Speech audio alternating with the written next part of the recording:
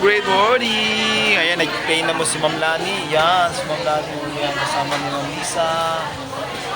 Yan, si Ma'am Lisa. Tapos si Ma'am LB. Ayun. Yan sila. Ayun. Ayan, si Ma'am Ali. Yun. Si Ma'am Ali sa inyo. PE na. Yan po yung nakausap natin nakaraan. Ngayon, second time na pumunta sa office. So, yan na. Yan yung ano natin.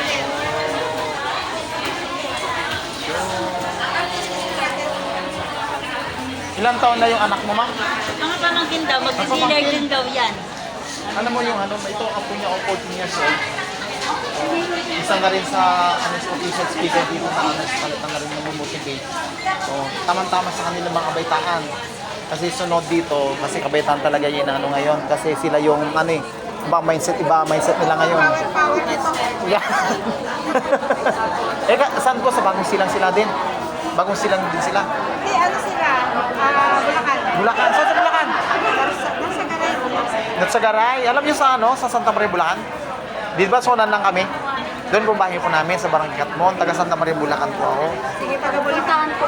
Oo, pwede kayo pumasya. Kain po. Oo, pwede kayo pumasya sa bahay. Welcome kayo doon. Malapit lang ba? Ha? Malapit lang kayo doon? Santa Maria, Bulacan, sa Garay. Sansakay lang sila. Tapos ngayon, doon tayo magkita-kita. Doon tayo sa Santa Maria proper. Pwede tayo doon. Ano, magiging dealer po ako? Oo, ano, di ba napakinggan nyo naman doon? Ano naman ang nagustuhan nyo doon? Nagustuhan nyo o hindi nyo nagustuhan o mas nagustuhan nyo? Power talaga, grabe talaga. Pero wala kayong nano, doon di man kayo nag-interest, ganyan. Ano pinagkakaban nyo ngayon? Estudyante pa. Just dapat nga, habang estudyante kayo, dapat kumikita, may negosyo na. Oo, ang maganda dito, hindi makakabala doon sa ano sa ginagawa nyo. Habang nagpapaganda, syempre may negosyo.